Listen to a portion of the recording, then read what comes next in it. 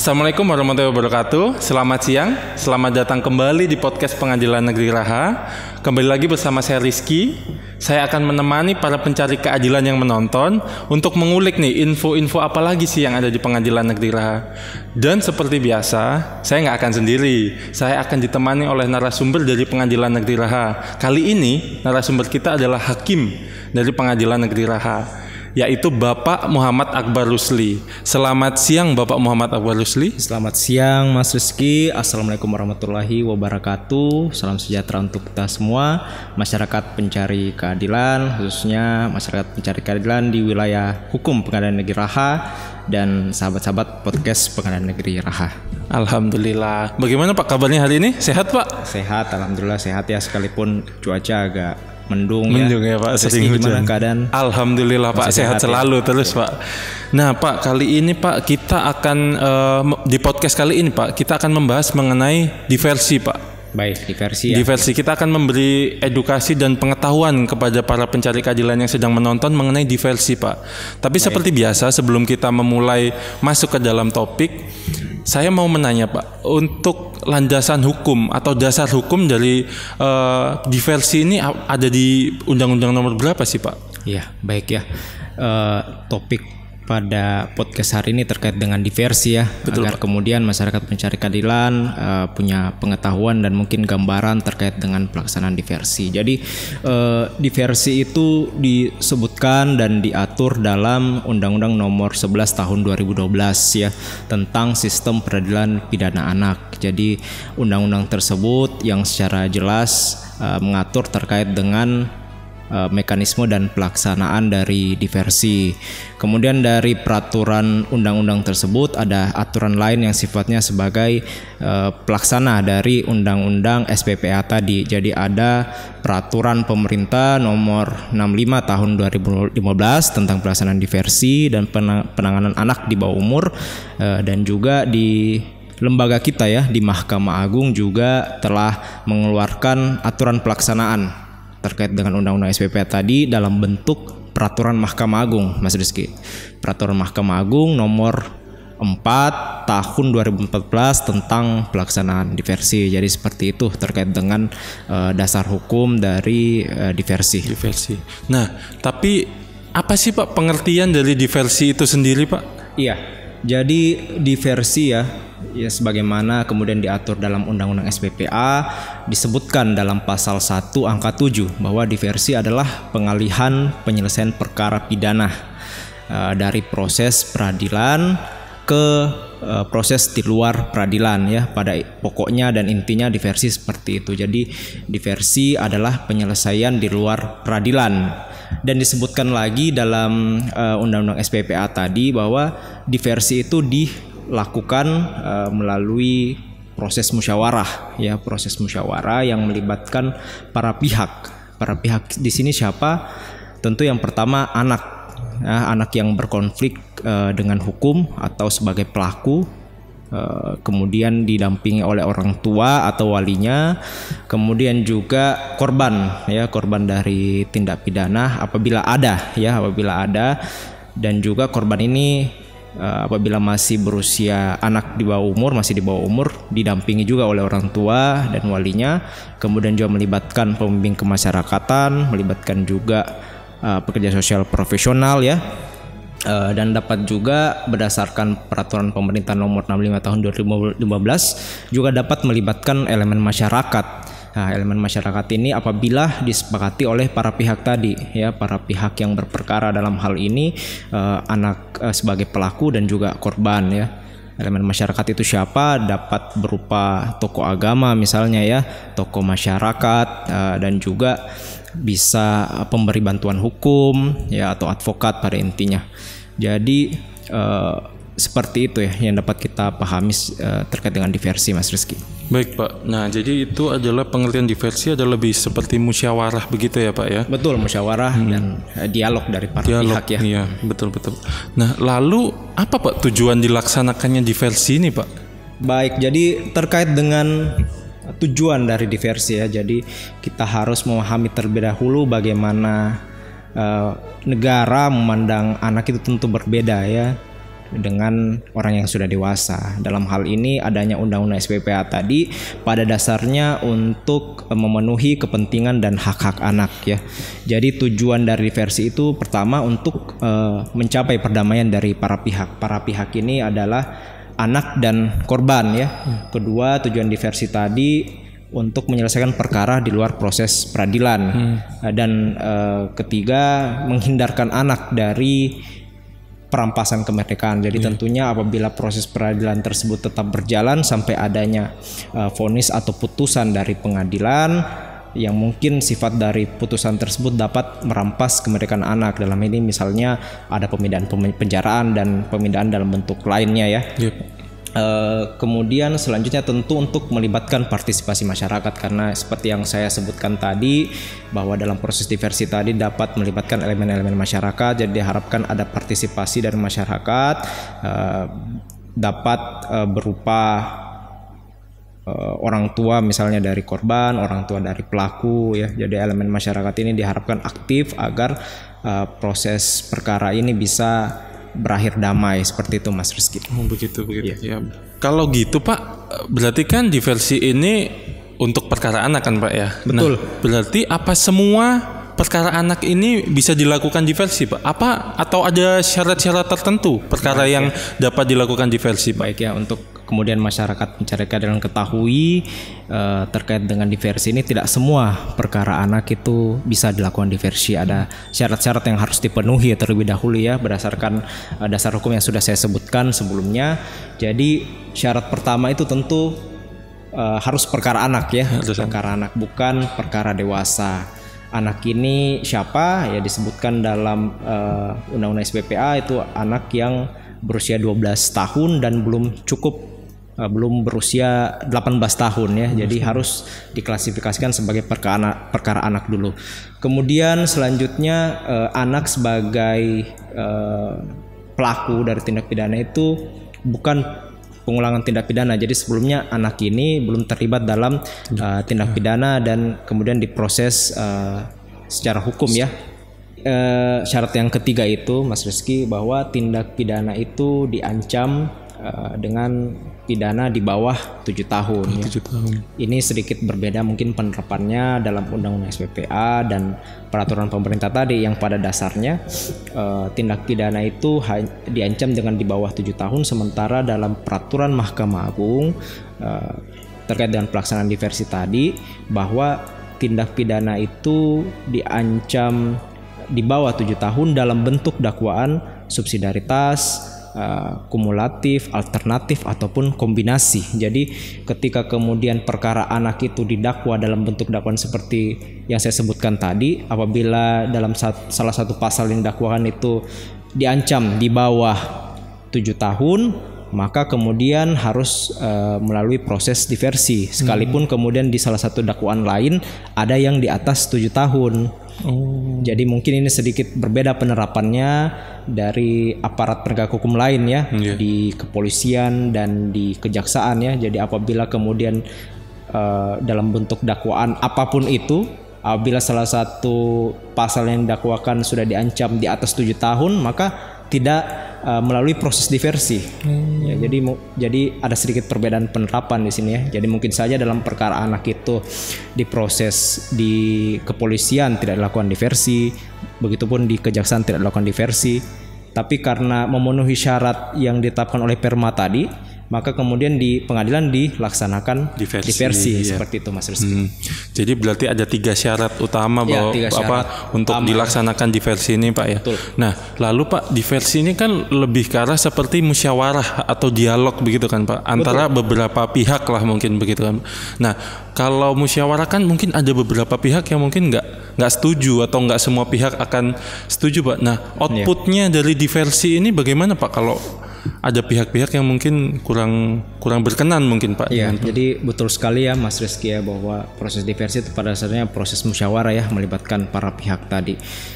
Sebenarnya output dari diversi itu apa? Sebenarnya hanya 2 saja pada intinya. Jadi yang pertama, diversi itu mencapai kesepakatan ya, dan yang kedua, diversi itu tidak mencapai kesepakatan. Apabila kemudian mencapai kesepakatan, maka dituangkan dalam kesepakatan diversi ya, artinya terjadi perdamaian ya antara para pihak ini, korban dan anak sebagai pelaku tindak pidana.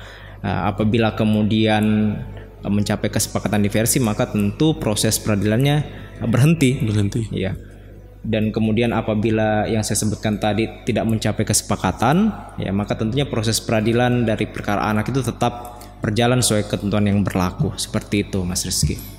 Oh begitu ya Pak. Berarti ada kemungkinan bahwa diversi ini juga tidak berhasil begitu ya Pak. Betul. Jadi kan sebenarnya bentuk usaha saja usaha untuk mendamaikan para pihak kedua belah pihak ya. Nah, lalu proses pelaksanaannya itu bagaimana Pak? Iya, proses pelaksanaannya. Jadi diversi itu pada dasarnya apabila memenuhi syarat-syarat yang saya sebutkan tadi wajib dilaksanakan ya di masing-masing tahapan, baik itu di kepolisian, kejaksaan dan pengadilan. Mungkin saya lebih spesifik menjelaskan terkait dengan pelaksanaan di pengadilan ya. Dan mungkin juga tidak jauh berbeda terkait dengan pelaksanaan yang dilakukan di kepolisian dan di kejaksaan ya. Jadi pada dasarnya ketika kemudian perkara itu dilimpahkan di pengadilan dan ketua pengadilan dalam hal ini menunjuk hakim anak selaku fasilitator diversi ya, maka kemudian perkara tersebut akan dianalisis terlebih dahulu, akan diperiksa oleh hakim anaknya untuk kemudian menentukan sikap apakah kemudian perkara anak ini perlu dilakukan diversi atau tidak ya. Jadi apabila kemudian dari hakim anak tersebut melihat bahwa perkara anak ini memenuhi syarat-syarat yang ditentukan sesuai dengan peraturan perundang-undangan dan aturan dari Perma nomor 4 tahun 2014, maka wajib untuk dilakukan diversi. Jadi kemudian hakim anak ini akan memanggil para pihak untuk dilaksanakan musyawarah diversi.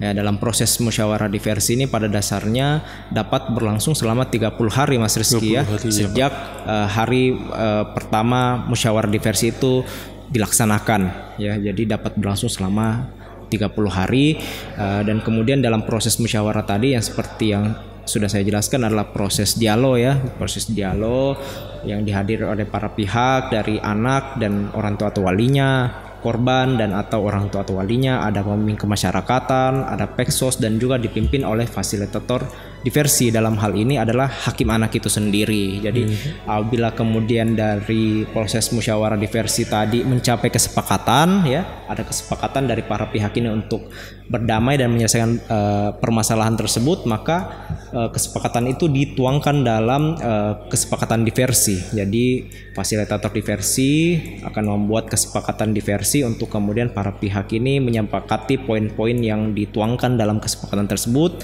dan ditandatangani. Seperti itu Mas Rizky.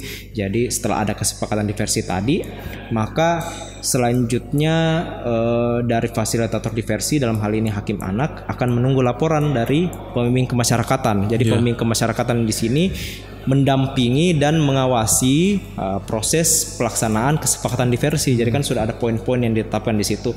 Nah, menjadi kewajiban dari pembimbing kemasyarakatan untuk mengawasi apakah poin-poin tersebut itu sudah dilaksanakan atau tidak. Nah, apabila kemudian sudah dilaksanakan semua, dari pembimbing kemasyarakatan akan membuat laporan terkait dengan pelaksanaan kesepakatan diversi dan kemudian akan diberikan kembali kepada hakimnya, kepada hakim anaknya ya. Dan kemudian dari hakim anak ini akan meninjau laporan tersebut, dan apabila sudah memenuhi semua ketentuan yang telah ditetapkan dalam kesepakatan diversi, maka kemudian dari hakim anak ini akan mengeluarkan penetapan penghentian pemeriksaan perkara.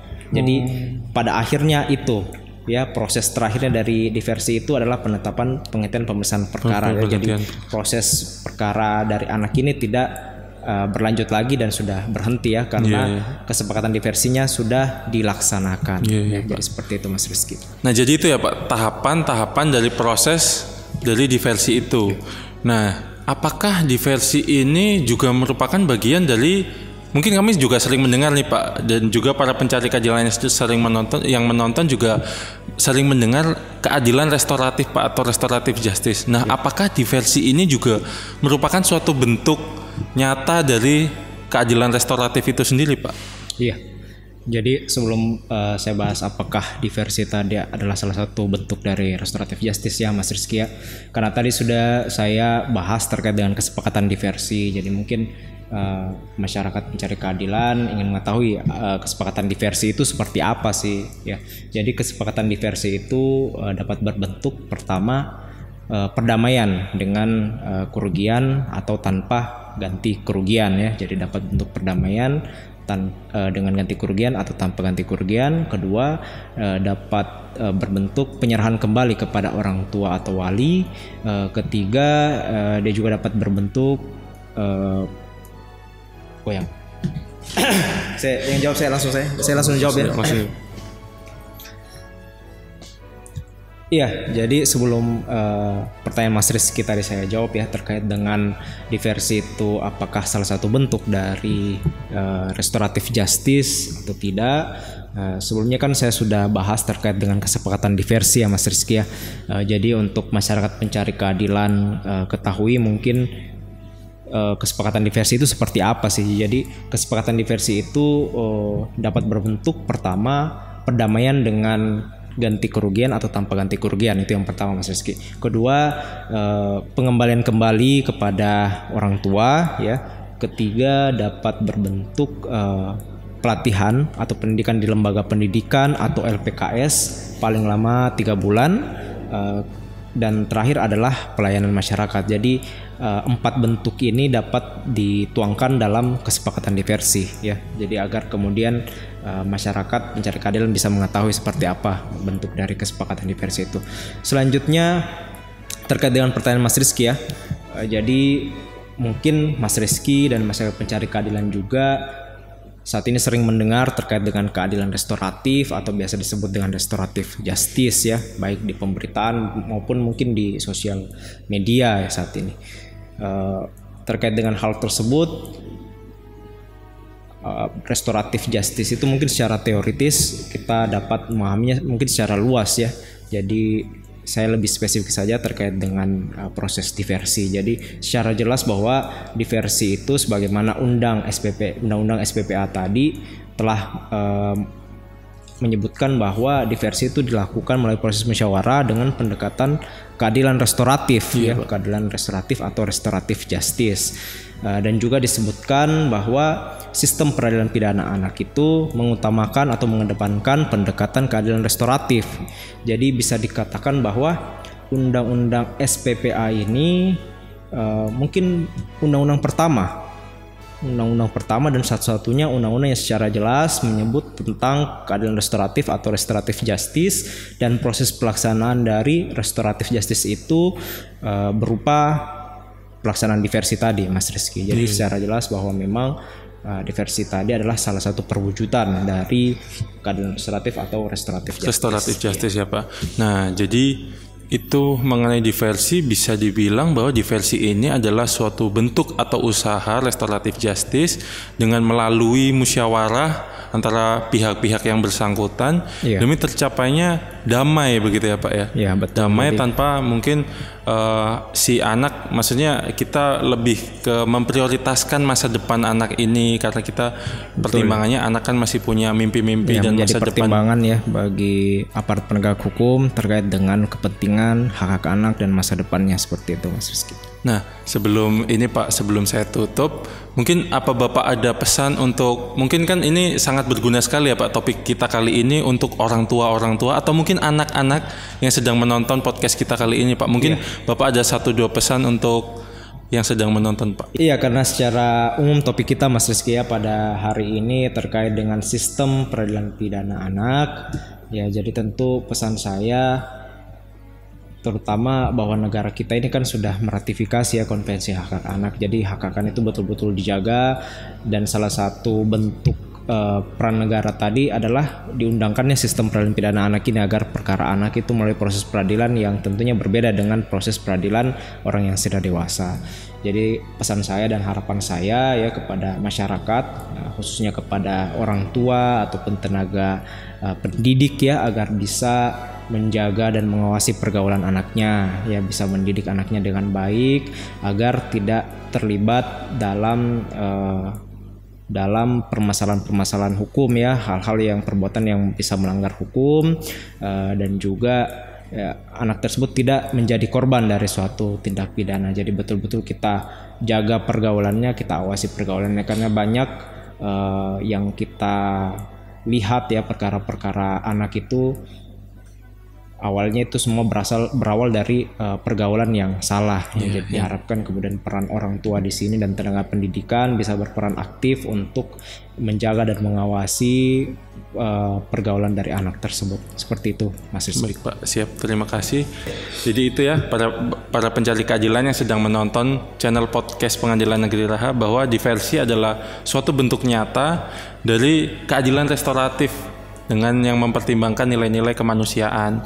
Nah, mungkin untuk kali ini, topik podcast kali ini cukup sampai di sini. Mungkin kita bisa ketemu lagi di next podcast dengan topik yang nggak kalah menarik. Terima kasih banyak Pak Akbar atas waktunya dan kesediaannya sudah memberikan penjelasan-penjelasan kepada para pencari keadilan. Jadi lebih mengerti mengenai diversi ini mungkin apabila nanti ada. Terima kasih juga untuk Mas Rizky sudah meluangkan waktu untuk mewawancarai saya. Siap, sama-sama Pak Akbar. Terima kasih. Mungkin di lain waktu kita bisa. Baik, mungkin nanti kita bisa kembali lagi podcast lagi membahas yang lain, Pak. Siap, baik Pak. Nah, itu saja para pencari keadilan yang sedang menonton. Kalau kalian enjoy dengan podcast kali ini, boleh dong kita minta like, komen, subscribe. Dan apabila ada salah-salah kata, saya dan juga Pak Akbar mohon maaf sebesar-besarnya. Terima kasih sudah menonton. Wassalamualaikum warahmatullahi wabarakatuh.